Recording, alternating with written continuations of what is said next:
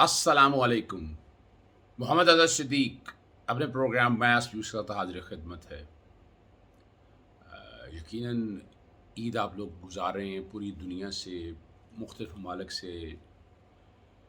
नाम नहीं मैं ले सकता, हर एक का बहुत मोहब्बत भरा इज़हार किया, ईद के पैगामात दिए। उन सबको फ़र्दन फ़र्दन की बजाय सबको खैर मुबारक। अल्लाह ताला आपको ज़िंदगी, सेहत और लंबी उम्र अता करे। बहुत जल्द एक प्रोग्राम मैं शुरू करने लगा हूँ कि कम से कम एक हफ्ते में एक दिन या 2 दिन ओवरसीज़ जो पाकिस्तानी हमारे बाहर बैठे हुए हैं, अ, जिनकी आवाज़ नहीं सुनी जाती, यानी टीवी चैनल्स में आना मुश्किल होता है, लेकिन वो दर्द दिल रखते हैं और उनके पास आइडियाज़ हैं। उनके साथ में हमें आप लोग जो भी आना चाहे मेरे साथ, बजाय लाइव कॉल लेने के, मैंने डिसाइड किया है कि कुछ चीज़ों में बैठ के मैं डिसाइड करूँगा, मैं इश्यूज़ देखूँगा आपके, और उन इश्यूज़ को सामने रख के आपका इश्यू या मसला, यानी कोशिश करेंगे हम इनफरादी की बजाय ना अभी फ़िलहाल बात करेंगे जनरल, जो अवाम से रिलेट करते हैं, पाकिस्तान से रिलेट करते हैं, उस पे गुफ्तगू और बड़ी तफ़सीली गुफ्तगू हुआ करेगी आपसे। इंशाल्लाह कम से कम 2 दिन तो एटलीस्ट जो है ना, 2 प्रोग्राम हफ़्ते में वो आप लोगों के साथ होंगे, आप लोगों के नाम होंगे जो आप कहना चाहते हैं। यानी मैं जो बात कहना चाहता हूँ, हमारी बात सुनते हैं, तो आप लोगों की बात भी पूरी दुनिया सुने, पूरे पाकिस्तानी सुने, मुसलमान सुने। तो इंशाल्लाह बहुत जल्द इस बारे में तफ़सीली बात करने वाले हैं। फ़लस्तीनी भाइयों के साथ हम खड़े हैं, दुःख भरी ईद है हमारी, लेकिन नाउम्मीद नहीं है। फ़तह हमें मिलेगी और हम फ़तह लेकर रहेंगे बहैसियत मुसलमान। तरीक़ाकार तय हो रहा है, चीज़ें सारी आपके सामने आ जाएँगी और चीज़ें बेहतरी की तरफ जाएँगी। नाउम्मीदी नहीं रखनी है, नाउम्मीदी पे मैं भी यकीन नहीं रखता और उम्मीद है आप लोग भी यकीन नहीं रखेंगे। बहरहाल अभी चलते हैं, 2 इश्यूज़ पे बात करते हैं। सबसे पहला इश्यू जो है वो ख़ास तौर पर कि सुप्रीम कोर्ट के जजेस की तादाद कम है, तो बहुत से दोस्तों को बड़ी परेशानी है कि पूरी क्यों नहीं हो रही है। अच्छा, बेसिकली कोई इतनी लंबी बात तो है नहीं। यानी सबसे पहली बात अगर हम आपके सामने रख दें, जस्टिस फैसल अरब साहब, जो जस्टिस काजी फाइजा के केस में बहैसियत जज एफबीआर में मामला भिजवाने वालों में शामिल थे, वो रिटायर हो गए और 4 नवंबर 2020 को। जस्टिस फैसल अरब साहब 5 नवंबर 1955 को पैदा हुए थे और 25 अक्टूबर 2006 को सिंध हाई कोर्ट के जज तैनात हुए थे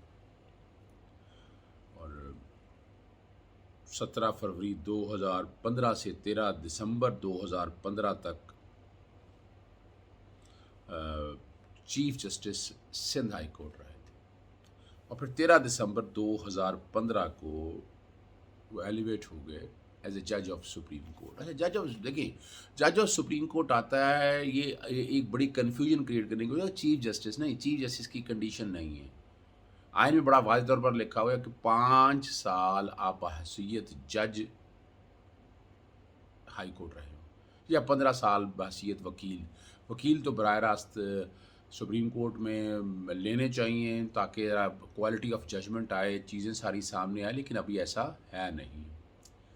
लाहौर हाई कोर्ट से जब दूसरे जज अभी जो रिटायर हुए हैं, जस्टिस मंजूर मलिक है, 30 अप्रैल 2021 को रिटायर हुए हैं। आप 5 मई 1956 को पैदा हुए थे। लाहौर हाई कोर्ट में एलिवेट हुए थे 15 सितंबर 2009 को और बहैसियत चीफ जस्टिस रहे थे आप 30 मार्च 2015 से 5 नवंबर 2015 तक और 2015 में 6 नवंबर 2015 में आप एलिवेट होके बन गए थे जज supreme court of Pakistan. Justice मंजूर मलिक साहब बहैसियत वकील, एक्टिव पॉलिटिक्स में तो नहीं मैं कह सकता, हमारे इलेक्शंस करवाते थे और उसके अलावा पाकिस्तान मुस्लिम नून से एक ताल्लुक़ चला आ रहा था उनका। उन दिनों की बात बता रहा हूँ, 13 साजिश केस में पेश हुए और हमदर्दियाँ इनकी पाकिस्तान मुस्लिम लीग नून के साथ थी, ये तो हमें अच्छी तरह से पता है। और मजाक करने की आदत इनकी शुरू में थी, पंचायती निज़ाम पे ज़्यादा हामी थे। کوشش کرتے تھے انہیں چیزوں کو سیٹل کیا جائے. ان کا تعلق جب لاہور ہائی کورٹ میں تھے تو اس کے بعد چیف جسٹس بنے تھے اعجاز الاحسن. جسٹس اعجاز الاحسن منظور ملک صاحب کے بعد ہے، اس وقت موجودہ سپریم کورٹ کے جج ہیں. آپ 6 نومبر 2015 سے 27 جون 2016 تک رہے، اور جسٹس سعید منصور علی شاہ اس کے بعد آپ بھی سپریم کورٹ کے چیف جسٹس ہیں، جج بنے. اور چیف جسٹس جب لاہور ہائی کورٹ تھے آپ رہے 20 جون 2016 سے لے کر 6 فروری 2018 تک. جسٹس منظور ملک کے دور میں بھی ڈیفیکٹو چیف جسٹس منصور علی شاہ ہی تھے. کام سارے معاملات کو وہی دیکھے تھے. جسٹس منصور علی شاہ نے بڑا وقت گزارا ہے وہاں ایڈمنسٹریشن کو دیکھتے ہوئے. دوستیاں یاریاں تو ان کی منصور ملک سے اس وقت کے دور میں تھی. آپ کے سامنے یہ چیزیں ساری رکھی ہیں. اصل بات جو آپ کے سامنے رکھنی ہے، ایک پرسیپشن کریٹ کیا جا رہا ہے کہ شاید کو بہت پریشانی ہے، آپس میں کوئی لڑائیاں ہو رہی ہیں سپریم کورٹ کے جج کے طور پر، کوئی اختلافات ہے. میں نہیں سمجھتا ایسے کوئی اختلافات ہیں، نہ ایسی پرسیپشن جان کے کریٹ کی جا رہی ہے، یا یوں کہہ سکتے ہیں یا ایسے حالات پیدا کیے جا رہے ہیں تاکہ جج جو ہے نا وہ تعینات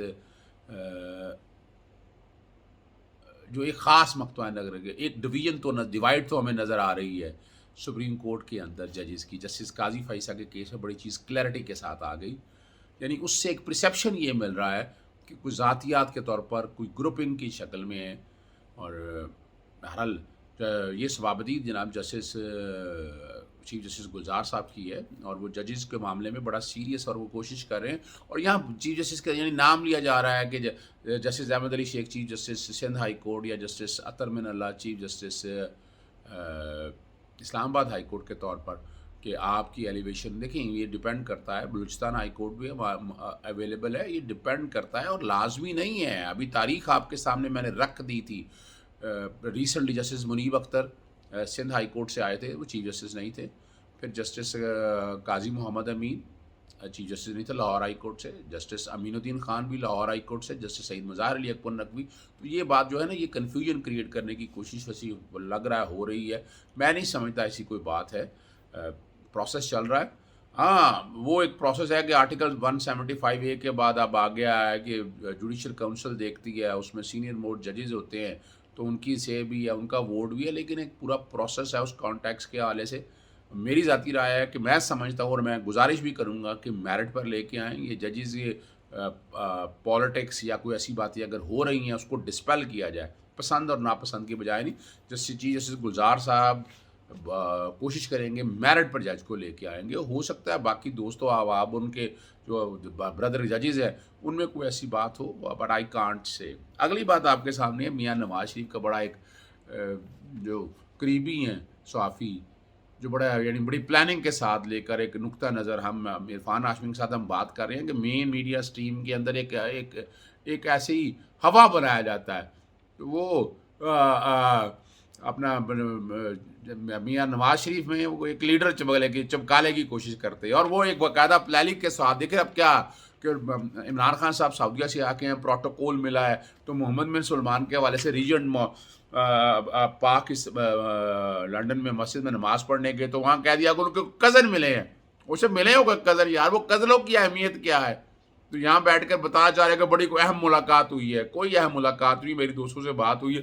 ایک نارمل وہاں جب ملاقات ہوتی ہے تو یہ کرچے چرچے ساتھ ہوتے ہیں. آپ کو پتہ ہے اسحاق ڈار، عابد شیر علی، ناصر بٹ وغیرہ وہ سارے ساتھ نکل کے جا کر بتاتے ہیں کہ لیڈر بنانے کے وہ بندے ہاتھ دائیں بائیں آس پاس لے کر چلتے ہیں نا، وہ باڈی گارڈ بھی ہوتے ہیں نا کچھ اس طرح کے، تو وہ لے کے بڑی امپورٹنٹ. لیکن جو اصل بات ہے کہ انہوں نے 5-6 باتیں انہوں نے ایسی کی ہیں جو بتا رہی ہیں ہوا نکل چکی ہے عوام. یعنی اب کیا کہنا چاہ رہے ہیں؟ لگتا یہی ہے کہ اپنے دور کے بارے میں باتیں کریں. 5-6 باتیں جو کی ہیں کہ پاکستان کو جو حشر کرنے والے وہ دندناتے پھر، اس میں تو کوئی شک نہیں ہے. جو پاکستان کا حشر کرنے والے دندناتے پھر رہے ہیں. آپ باہر پہ رہے ہیں سارے، آپ لوگ ہیں سارے جنہوں نے پاکستان کا یہ حشر کیا ہے. یعنی آج بیٹھ کے آپ بتا رہے ہیں کہ پاکستان یہ 2-2.5-3 سال کے اندر، یہ 2-2.5-3 سال میں جو حشر ہونا تھا وہ ہو گیا. اس سے پہلے جو حشر انہوں نے کیا وہ آپ کے سامنے ہے. اقتدار سے جکڑے ہوئے ہیں، چمٹے رہتے ہیں. تو کون آپ لوگ کیا کرتے ہیں؟ پچھلے اگر دیکھا جائے پاکستان پیپلز پارٹی، اور آپ لوگ کب سے جکڑے ہوئے ہیں، اس کے ساتھ چمٹے ہوئے ہیں. یہ آپ کے سامنے مجال ہے. نظام بدلنا ہوگا، پتہ نہیں نظام کون سا بدلنا ہوگا. پہلے اتنے سال میں اتنا تجربہ مل گیا، آپ अपना अमीरुल मोमिनीन बनने की कोशिश करते रहे। क्या बेवकूफ़ बना रहे हैं कौम को। अवाम को उठना होगा। अच्छा, अवाम को उठ के क्या करेगी अवाम? अवाम को दिया क्या आप लोगों ने? क्या दिया आप लोगों ने? ये महंगाई जो देख रहे हैं इमरान खान से पहले आपके दौर में चली, और ये मैं इस पर चैलेंज करता हूं आप लोगों को, ये जो कह रहे हैं महंगाई पेट्रोल, तो भाई आप लोगों ने किया है। ये सारा इकट्ठा गंद है जो सारा आपका। लीडर बनने की, नेल्सन मंडेला बनने की कोशिश कर रहे हैं, बेवकूफ़ बना रहे हैं कौम को। आगे चलना होगा, अपनी तकदीर को अपने हाथ में लेना होगा। और यही तो हम कह रहे हैं कि वोट डाल के निकाल के बाहर करो ऐसे लोगों को, अपनी तकदीर को अपने हाथ में लो, वोट का इस्तेमाल करो, और वोट का इस्तेमाल करके मौजूदा गवर्नमेंट को लेके आए। तो इस तरह ही अगर वोट का इस्तेमाल करके, यानी ये जो पुराने चेहरे हैं ना, जिन्होंने बैठकर कुछ नहीं किया इस मुल्क का, तकरीरें उठाकर देख लें, निज़ाम सारा उठाकर देख लें, हिम्मत और हिम्मत और जवाबमर्दी और जुर्रत से निकलें। यानी खुदारा क्या बताना चाहते हैं इमरान अपना नवाज शरीफ साहब आपको, हमको? कौम बेवकूफ़ बनने के लिए तैयार नहीं है। अब आपके जो चमचे कड़छे जो आपने साथ रखे हुए ना सारे, वो कहाँ तक लेके चलेंगे? इस बेवकूफ़ नहीं बनेगी कौम। कौम को अब समझ आ चुकी है सारी चीज़ें। कौम बड़ी क्लैरिटी के साथ चीज़ों को लेकर चल रही है। तो ये एक लीडर बनने की कोशिश की थी नेल्सन मंडेला, वो भी हवा निकल गई। कहने को कुछ है नहीं। 10-12 जो आगे पीछे रखे हुए हैं गार्ड की शक्ल में, सिक्योरिटी गार्ड की शक्ल में, ज़ाती लोगों की शक्ल में, जूते पॉलिश करने वाले के लोगों में वो चेहरे हया हो चुके हैं। और लीडर बनना चाहते हैं, आए पाकिस्तान के अंदर, आके लड़ो, यहाँ पर खड़े हो, यहाँ पर आकर। वो जो वहाँ बैठे ना छुप के सारे भगौड़े और सारे एब्सकॉन्डर लेकर, उनको लेके आए अगली बात। और वो अभी बयानिया में बात नहीं कर रहा, बयानिया बदल चुका है। ये बड़ी मज़ेदार बात है। आज आप बयानिया देखें, आज कहाँ गया फौज की अगेंस्ट, आज इमरान के बागी बात। इसका मतलब है कि सुलह करने की कोशिश कर रहे हैं। इस पर मैं अलहदा बात करूँगा अभी, चूँकि वक्त कम है। इजाज़त दीजिए। अस्सलाम वालेकुम, खुदा हाफ़िज़, पाकिस्तान जिंदाबाद।